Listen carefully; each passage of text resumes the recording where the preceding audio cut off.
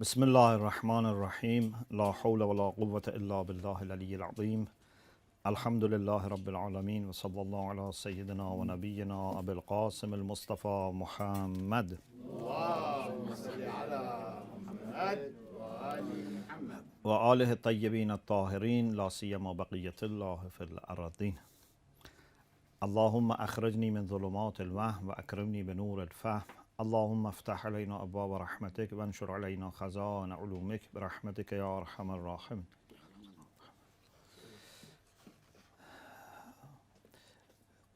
في هذا الفصل قلنا نحن ندرس بعض الوصايا والإرشادات العملية التي نجدها في المصادر حول الروحانية في الإسلام والأخلاق الإسلامي بشكل عام. وهذه أشياء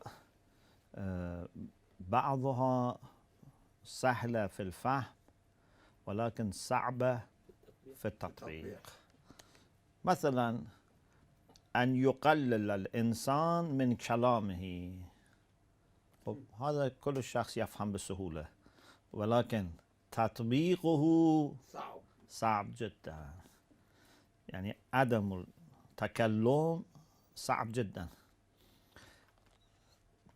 التقليل من الطعام والشراب، هذا أيضا شيء سهل فهمه ولكن صعب تطبيقه. التقليل في المنام، يعني الإنسان ينام بقدر يحتاج لصحة البدن، ليس أكثر من ذلك وليس أقل من ذلك، لأن عمرنا قصير فيجب أن لا نقصره أكثر بكثرة النوم.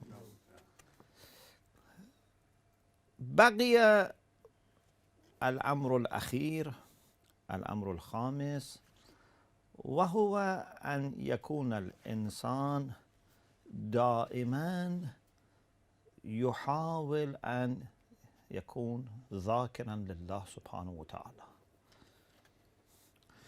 ولا نقصد بالذكر مجرد ذكر أسماء الله سبحانه وتعالى، هذا مهم طبعا. إذا الإنسان يذكر بلسانه أسماء الله سبحانه وتعالى مهم جدا، ولكن كما قلنا سابقا الذكر حالة نفسية، ليس مجرد العمل بعضو من الأعضاء. قد يقول الإنسان دائما لا إله إلا الله، سبحان الله، الله أكبر، الحمد لله، ولكن يكون غافلا. وقد يكون الإنسان صامتا ولكن ذاكرا. طبعا الأفضل في كثير من الأحيان، ليس كل الأحيان ولكن في أكثر الأحيان، الأفضل أن يكون لسان الإنسان مشتغلا بالذكر وإذا قلب الإنسان. ولكن إذا دار الأمر بين أن نختار الذكر اللساني والذكر القلبي، إذا لابد وأن نختار أحدهما، أيهما نختار؟ الذكر القلبي. فأصل مكان الذكر القلب. في دعاء الكمل نقول يا من اسمه دواء وذكره شفاء وطاعته. لماذا اسمه دواء وذكره شفاء؟ أنا أفسره هكذا، أقول الدواء مهم جدا، ولكن إذا أنت لديك الدواء ولا تأخذ الدواء، هل يفيد؟ لا يفيد. اسمه دواء، ولكن هذا لا يعني بالضرورة المشكلة تنتهي. ذكره شفاء، يعني عن طريق الاسم يجب أن نحصل على ذكر الله سبحانه وتعالى. فأسماء الله سبحانه وتعالى كالأدوية فيها قوة لشفاء الأمراض الروحية وربما حتى الأمراض الجسدية، ولكن على الأقل الأمراض الروحية. السلام عليكم. ولكن من ينتفع بهذه الأدوية؟ من يأخذ هذا، يعني يتذكر الله سبحانه وتعالى. ولكن لو كان لديك أفضل وصفة وأفضل دواء ولكن تجعله على رف لا يفيدك. وبالمناسبة نحن نفهم من هذا أن مشاكل الإنسان وآلام الإنسان أو أمراض الإنسان كلها تأتي من عدم الذكر. بعبارة أخرى من النسيان أو الغفلة، لأن الذكر مقابل الشيئين، نسيان والغفلة. مشاكل البشر عادة من النسيان والغفلة، المشاكل الرئيسية. المشاكل الفرعية يمكن أن يكون من أشياء أخرى مثل الجهل وكذا، ولكن بالنسبة إلى الله سبحانه وتعالى المعرفة الفطرية موجودة، فليس هناك مشكلة الجهل في المبدأ، يعني في أصول. المهم التذكر، أن يكون الإنسان متذكرا ليس ناسيا ولا غافلا. في هذا الشهر رجب المبارك نحن نقول في أحد أدعية بعد الصلوات، نحن نقول: لا تجعلني من الغافلين المبعدين، اللهم اهدني هدى المهتدين وارزقني اجتهاد المجتهدين ولا تجعلني من الغافلين المبعدين. يعني الإنسان بمجرد أنه يغفل يبتعد، وحينما يتذكر يقترب. اللهم إني أتقرب إليك بذكرك في دعائكم. فللتقرب نحتاج إلى الذكر، لو لا نتذكر نبتعد. مثل الشخص الذي يكون في المصعد، نعم، إذا هناك كهرباء يصعد، إذا ليس كهرباء إما يرسب أو يسقط. في بعض الأحيان نحن نرسب، في بعض الأحيان نسقط، ولكن بالذكر يمكن أن نصعد. طبعا الذكر يمكن في كل الحالات، ذكري حسن على كل حال، في حالة الأكل، في حالة الشرب، في حالة المشي، في مكان العمل، في مكان الدراسة، حتى إذا الإنسان يذهب مثلا لأجل أن يغتسل، في كل الحالات ذكر الله حسن. وكما يقول حديث: الله سبحانه وتعالى جعل لكل شيء حدا إلا الذكر، الذكر ليس له حد.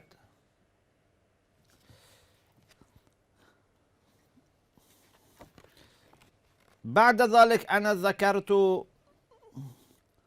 هذه الآية الشريفة: الذين آمنوا وتطمئن قلوبهم بذكر الله. الله سبحانه وتعالى يذكر مادحا الذين حصلوا على الطمأنينة بسبب الذكر، ولكن لأجل أن لا يتصور هذا شيء خاص بعدما يقول الذين آمنوا وتطمئن قلوبهم بذكر الله، لأجل أن يتصور هذا شيء خاص يقول كقاعدة عامة: ألا بذكر الله تطمئن القلوب. يعني هؤلاء ما كانوا أشياء مثل أشخاص خاصة أو مثلا شيء طارئ وكذا، لا، هذه قاعدة عامة. ألا بذكر الله تطمئن القلوب. والمشكلة الإنسان الذي ليس عنده طمأنينة لا يفهم ما معنى الطمأنينة. الإنسان الذي يعاني من القلق لا يفهم ما معنى الطمأنينة. لو كنا نحن لدينا هذه التجربة ما كنا نستبدلها بأي شيء آخر. أمير المؤمنين عليه السلام يقول: إن الله سبحانه وتعالى جعل الذكر جلاء للقلوب. يعني قلب الإنسان إذا يبقى في حالة النسيان أو الغفلة يتوسخ وفيه يحدث فيه زيغ. لا تزغ قلوبنا بعد إذ هديت. نعم. فالذكر جلاء للقلوب، تسمع به بعد الوقرة، وتبصر به بعد الغشوة، وتنقاد به بعد المعاندة. يعني القلب بالذكر يصبح في أحسن الحال، قبل ذلك في أسوأ الحال. كم يجب أن نتذكر الله سبحانه وتعالى وكيف؟ القرآن الكريم حينما يأتي إلى مجال الكمية، مع أنه عادة ليس هناك اهتمام الأولي بالكم، نعم، الاهتمام الأولي بالكيفية. خلق الموت والحياة ليبلوكم أيكم أحسن عملا.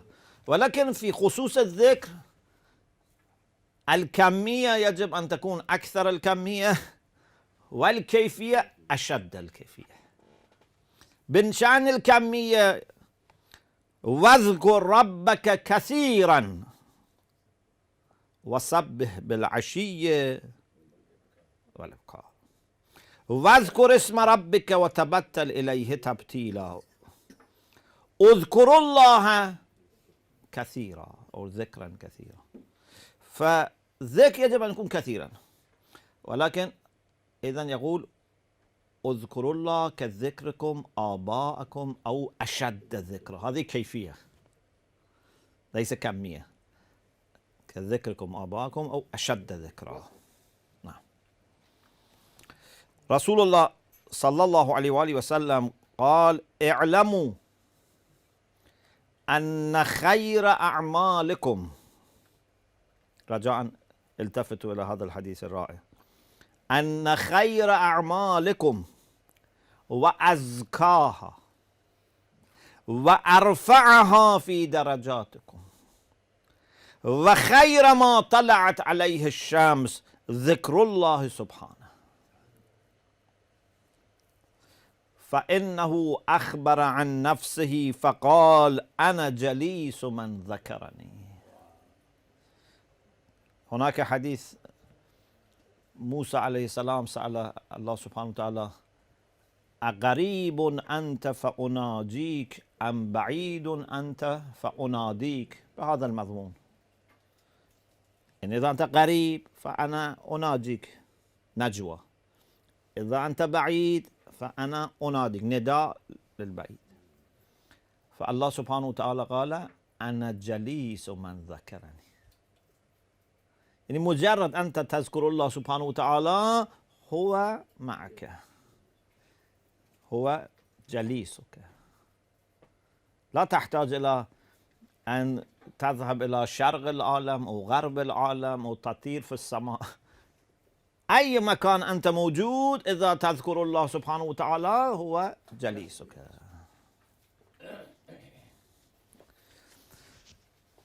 وقال سبحانه: فاذكروني أذكركم بنعمتي. هذا الشرح بالنعمة، لأن الله سبحانه وتعالى لا ينسى أحد، ولكن هذا يعني هذا الذكر أذكركم يعني أذكركم بنعمتي، لأنه في بعض الأحيان الله سبحانه وتعالى لا ينظر بعين الرحمة إلى عبده، كأنه منسي.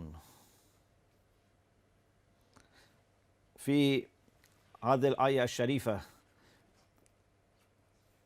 من أعرض عن ذكري فإن له معيشة ضنكا وسنحشره يوم القيامة أعمى قال رب لما حشرتني أعمى وقد كنت بصيرا قال كذلك أتتك آياتنا فنسيتها وكذلك اليوم تنسى. ما معنى تنسى؟ يعني الله ينسى هذا الشخص تماما؟ لا، يعني لا يذكره بالرحمة بالنعمة. اذكروني أذكركم، حتى إذا لا تذكرونه هو يذكركم ولكن يختلف. صحيح؟ فاذكروني أذكركم بنعمتي واذكروني بالطاعة والعبادة أذكركم بالنعم والإحسان والرحمة والرضوان.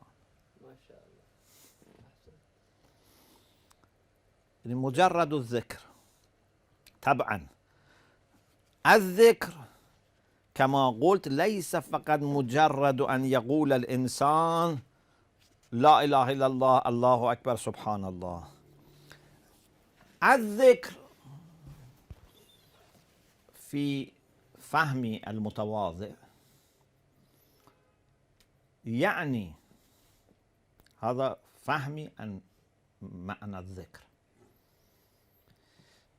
يعني أن يكون الإنسان ملتفتا منتبها لله سبحانه وتعالى بانشراح في قلبه، ليس فقط أن يكون ملتفتا، لأن الإنسان في بعض الأحيان يذكر عدوه، فليس مجرد التفات هو الذكر. الالتفات القلبي ولكن بانفتاح في الصدر وانشراح في الصدر، يعني بمحبة.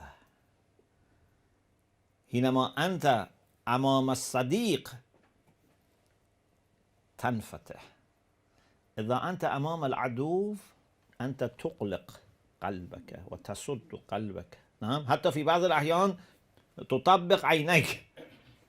نعم، في بعض الأحيان الإنسان لا يريد حتى أن ينظر إلى العدو إلا إذا يخاف.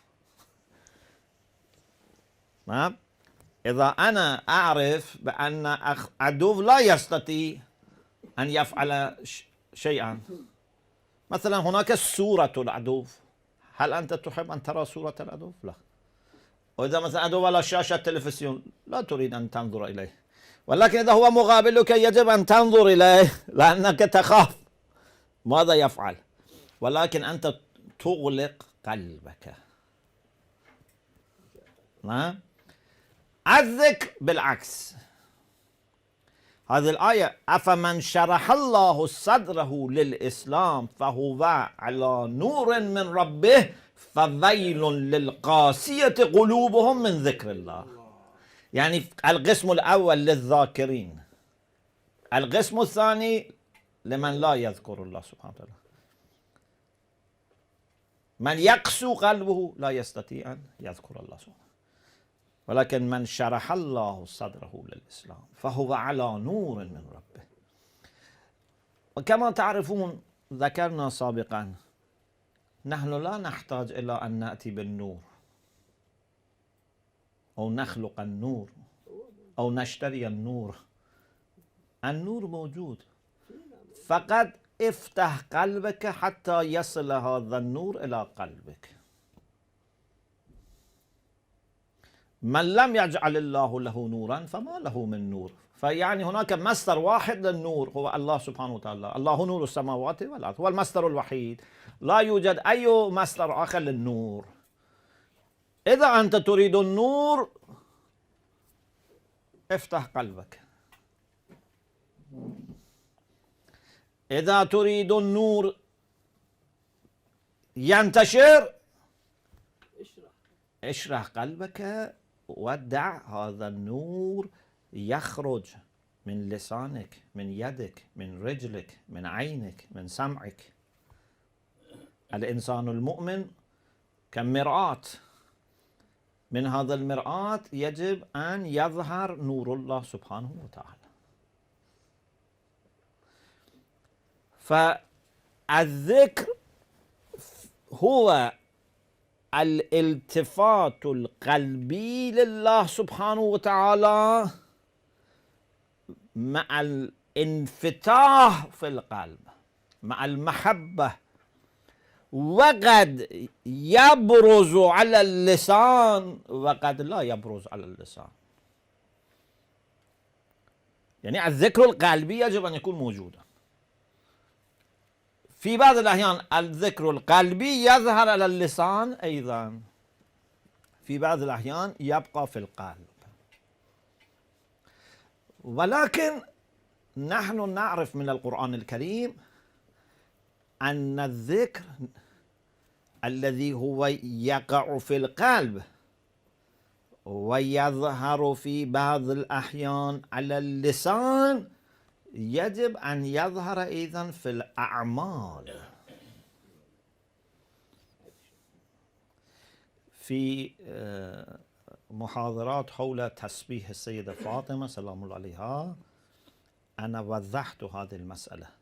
إذا تريدون التفصيل فوضحت كيف من المنظار القرآني الذكر والتسبيح يشملان كل نشاطات الإنسان المؤمن.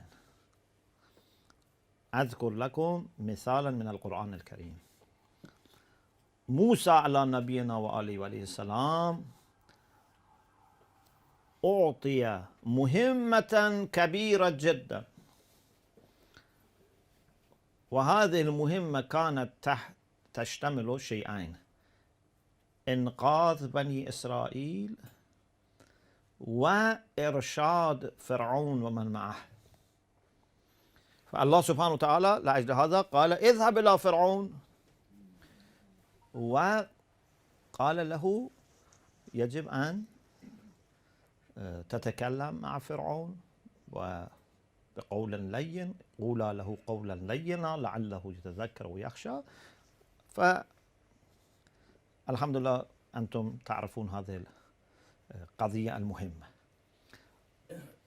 في المرة الأولى حينما الله سبحانه وتعالى يقول له اذهب إلى فرعون، موسى عليه السلام يقول رب اشرح لي صدري ويسر لي أمري واحلل عقدة من لساني يفقه قولي واجعل لي وزيرا من أهلي هارون أخي أشرك في أمري واشدد به أزري. لماذا؟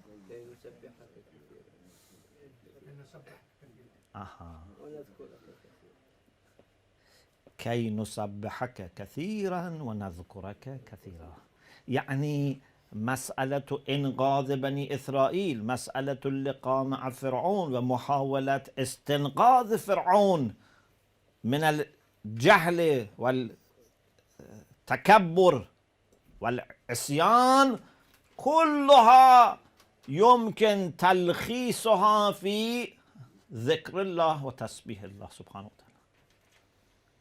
كي نسبحك كثيرا ونذكرك كثيرا. أنت تقوم بأي نشاط فردي أو اجتماعي لله سبحانه وتعالى، هذا يقع في دائرة تسبيح. وضحته في محاضرات حول تسبيح السيدة فاطمة. فالتسبيح ليس فقط سبحان الله، حتى الله سبحانه هو يسبح. المفسرون يقولون الله إذن هو يسبح، سبحان الذي أسرى بعبده ليلا من المسجد الحرام إلى المسجد الأقصى. من سبح هنا؟ من يقول سبحان الذي؟ هو يسبح. فليس فقط يسبح له ما في السماوات وما في الأرض، هو إذن يسبح، بس تسبيحه يختلف عن تسبيحنا. ولكن التسبيح شيء عام يشمل الخالق والمخلوق. فالإنسان الذاكر، الإنسان المسبح، يعني هو أداة لأن يؤتى بالنور في العالم، يؤتى بالخير في العالم، يؤتى بالعلم والمعرفة في العالم، يؤتى بالسلام في العالم. هو الإنسان المسبح. ولكن من يدعو إلى الظلم، من يدعو إلى ظلمات، من يدعو إلى الدمار، من يدعو إلى الفساد، من يدعو إلى انهيار الأسر، هذا الإنسان يكون غافلا أو ناسيا لذكر الله، ولا يفيده كم يصلي ويصوم كم صائم يغفل عن الله، كم مصلي يغفل عن الله، بحيث الله سبحانه وتعالى يقول في القرآن الكريم فويل للمصلي.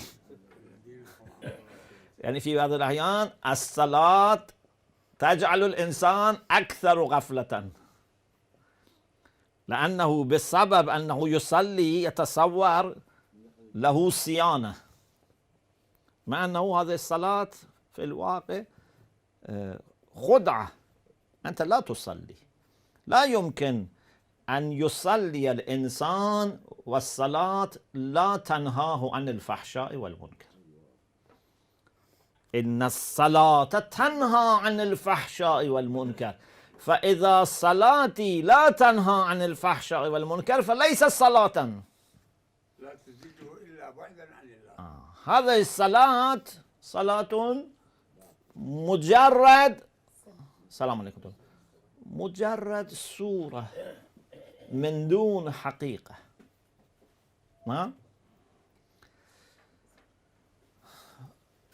إن الصلاة تنهى عن الفحشاء والمنكر ولذكر الله أكبر. يعني نحن لا نريد فقط أن ننتهي عن الفحشاء والمنكر، ذكر الله أكبر من هذا. ذكر الله أن تأتي بالنور، بالخير، بالمعرفة في العالم. نسأل الله سبحانه وتعالى خاصة في هذا الشهر رجب المرجب المبارك أن يجعلنا ممن يتنعم بذكره، ممن يفتخر بذكره. ونسأل الله سبحانه وتعالى أن يجعلنا وإخوتنا وأخواتنا وأولادنا وشبابنا دائما على الصراط المستقيم، وأن يحمينا من كل الآفات. بركة الصلوات على محمد وآل محمد.